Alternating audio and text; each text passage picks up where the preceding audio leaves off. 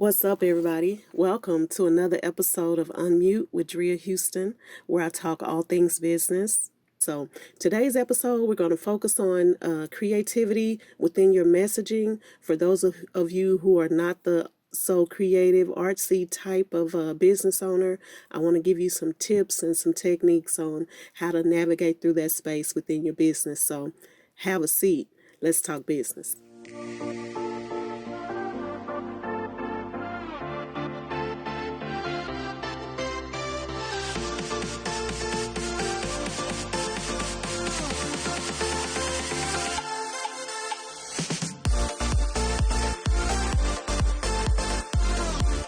Whether you're an introvert or an extrovert, whether you're the most creative person or whether you lack creation, this episode is designed for you, especially if you're doing business by yourself. So let's get started. First of all, I want to take a look at what does it mean when you're trying to get creative with your messaging.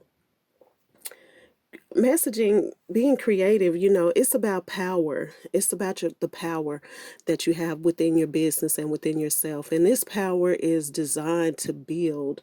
And it's not only building a business, but it's also building your brand. The messaging is pretty much the character of your brand. So when people ask about you, or when people tell them about someone else, they're really going to describe the character. That's what they're describing. And it's going to be the character of that individual. And your messaging is what describes the character of your business or your brand. And this comes about based on how you've expressed yourself to those people. When they describe your character, they're going to tell people the interaction that they've had with you, what that was like, what they felt like. And it's going to be the same thing when it comes to your brand. This is your messaging, is how you're going to get that power out to the world. How do you express that power out to the world? And this is important. Your messaging is very important, especially when we're talking about getting creative within your business.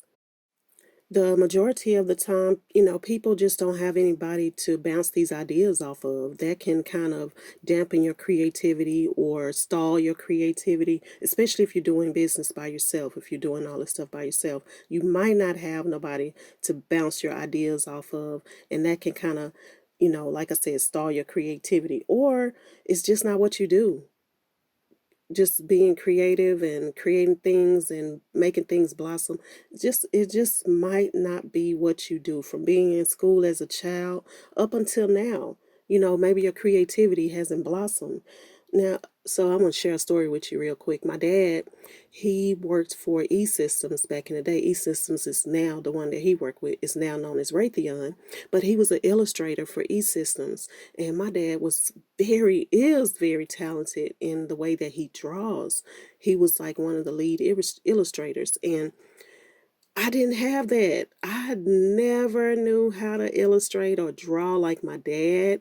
And when I would see his images, they would be so powerful, the way that he illustrated and the way that he was able to just draw, just not even by looking at certain things, he could just draw anything out. And I always admired that about him, but I was never that person. I was never that person to be that creative in that sense. But what I did notice, the talent that I had, was to be able to take those images that he created or that others create, as I do now, and really get a message out to the world about that image, or about what not just about what I think, but what about the artist feels, what about the brand owner feels. I'm able to look at an image and translate that out to the world, and that's why I specialize in marketing. So although I wasn't creative on that end of it, my creativity came out and was able to blossom on the flip end of that, the other end of that, and how to spread that message out to the world. So keep that in mind when you're considering thinking about your creativity. Sometimes it's just not what you do. However, there are people who specialize and who will do those things for you, and you have to be able to get access to those. So why is messaging important? Why is it so important to be creative with your messaging? Because you want to be able to invent the message and invent the character of your business yourself. You want to be able to do that. The way that you do that is, as I've mentioned before in other podcasts, is you gotta know your product. You gotta know your product and your service. You gotta be able to take the core of what you know about your product, and that's how you build on that, and that's how you invent creativity with your messaging. You also have to know how to reinvent that messaging. Sometimes that messaging is going to get stale. People aren't going to be, they're going to hear that message over and over again to where it might sound a little cliche, and they may not want to, engage or interact with that product anymore. So, how do you reinvent that when creativity is just not as powerful as you would like for it to be? One of the things to consider with that is to target a new audience, to target a different group of people, because you might be focused and your creativity might be focused towards one group of people. However, I know for sure there's always more than one audience that can benefit from whatever your product offers. And you have to be able to, if you know your product, then you will know which the different audiences or the different consumers that can benefit from receiving your product or buying your product. As you reinvent, as you invent, this leads towards building, but what you have to consider is you have to think beyond sales. Creativity thinks beyond sales. Now, a good creative strategy or, an execution results in sales. However, it starts with thinking beyond those sales, because it's going to be about your creativity and the message connecting with the consumer. So just as you know your product, you also have to know your industry, right? And you have to know what's going on in that industry. Don't just focus on the competition, because they could have low sales and their product could not be moving as well. They could lack creativity, and you may not have access to all of that information. But what you do have access to is what's going on in your industry. And then you use that information to get creative. So, for example, the tropical storms that are pretty much going on in certain parts of the country, right? My mom, well, she loves this particular popcorn that's at Sam's, and we go get this popcorn maybe once a month or whatever, because she likes to buy it in bulk and it lasts a long time. So a few weeks ago we went and the popcorn was not there. They didn't have the popcorn. So then we said, okay, well, maybe they're sold out of it. So we decided to go back again next week. And she loves this popcorn so much. As soon as we got into Sam's, she went straight to look for this particular popcorn. So finally, she decided that she would ask one of the workers there, where is this popcorn at? And this worker proceeded to tell my mom that, hey, listen, this tropical storm is going on, especially because we're so close to Louisiana and Florida where all this water is at. People need supplies. They don't have access to certain things. So they've decided to send certain items and certain products that we sell there first to help those people out. And then after all of this kind of settles down, our stock and everything of certain items will start to pick back up again. And so my mom instantly, she was like, okay, I get it. And I get it as well. So these are things that you really have to take into consideration. What's going on in your industry? What could be affecting your product moving within your industry? One of the ways to get creative in this particular example is to start with discounting your products because of things like natural disasters. Okay, you have a certain business model that your brand and your business acts off of, but however, it's okay to adjust that business model temporarily, and that way you can kind of keep up with what's going on in your particular industry. For example, exercising the social enterprise model during tropical storms. And if you put that into play temporarily, that means that you're going to be able to spend parts of your profits on humanitarian efforts. This right here builds awareness. This is how you get creative. This is how you collaborate with other business owners, other big people in your market or in your industry. Adjust that plan just a little bit to fit what's needed at the present time, and then you can move forward. And it'll also help you being able to collaborate with others, being able to bring awareness to your brand. It'll also help that creativity start to flow just a little bit better. One of the first questions to really ask yourself when you're considering about why what's being said with your messaging is how does your product benefit the category that it's in, right? So when you get ready to articulate and get creative with your messaging by what you are saying, think about it as a microphone, as if you're using a microphone. And I consider this because I'm into making sure that your brand is cohesive online and offline. But think about using a microphone for what's offline, right? Because when you have a microphone in your hand, you're able, people that are right in front of you that have immediate access to you are able to hear what you're saying. They're able to hear your message. And this is what I consider the offline part of a brand. Using that microphone, you can articulate your message through things like a pop-up shop. Give it a theme. Give your pop-up shop a theme, right? Offline, using that microphone, this is about local people. Like I said, people that's right in front of you. What are you saying to them? People that's local. Use that um, use the creativity and your put your messaging with a theme. Create a pop-up shop. This way people can come through, they can interact with your product, they'll be able to discover your product, they'll be able to suggest things to you, they can give you feedback. It's so many ways to promote right there with a pop-up shop. Give it a theme.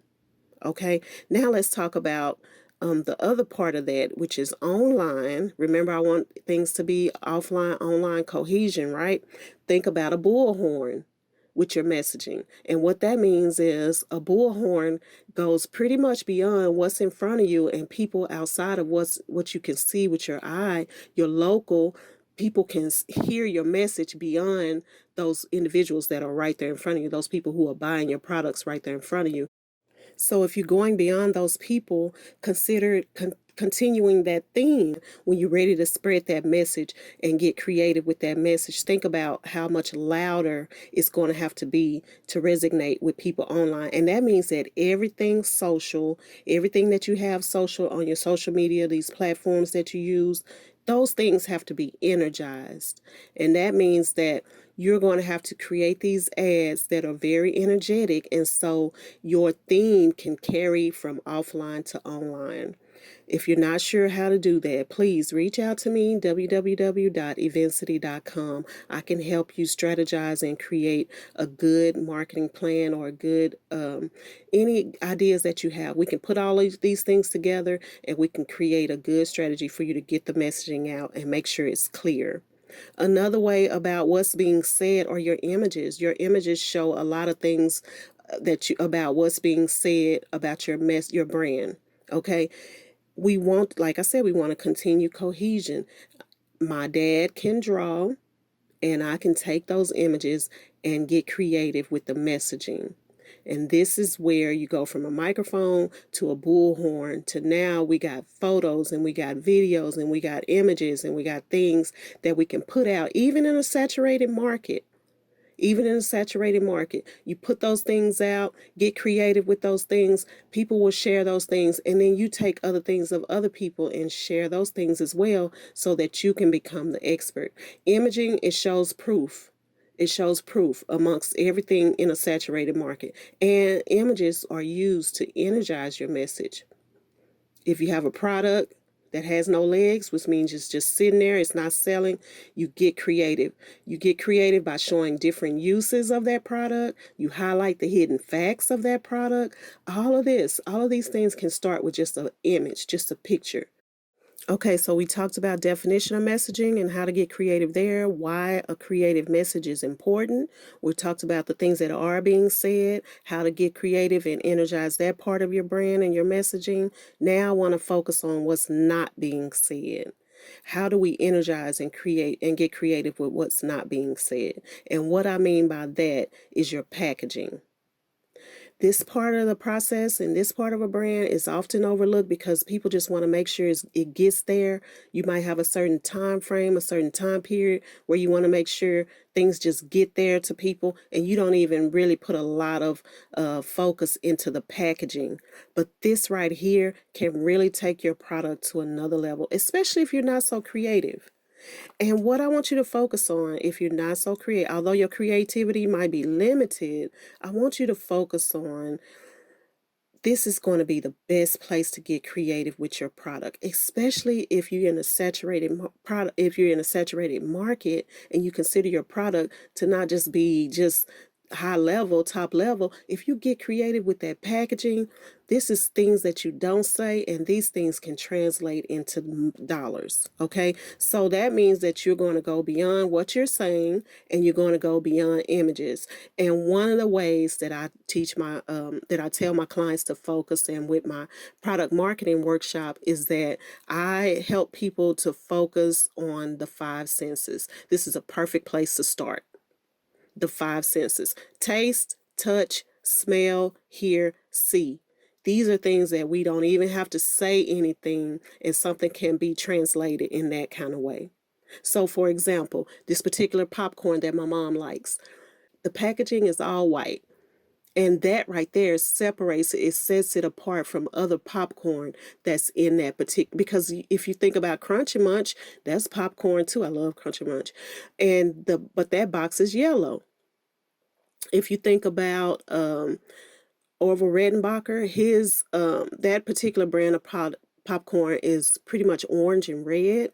So packaging is a message that's not being said, and it can have a very powerful impact when you're trying to get creative with your messaging. So keep that in mind.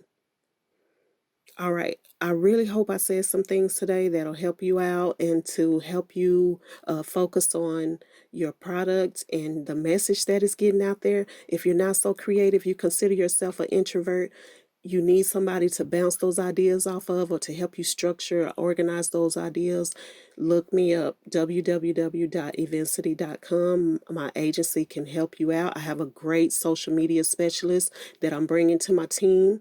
And I want you all to know that you can look me up on Instagram at Drea Houston. Go to YouTube, subscribe and like my channel at Drea Houston. You can also check me out on Twitter at Drea Houston, and connect with me on LinkedIn as well. My Facebook is going through some changes, so you won't find me there right now presently, but look me up on my website and tune in every week to Unmute with Drea Houston, where I'm going to give you good tips and ideas, and I'm going to talk all things business.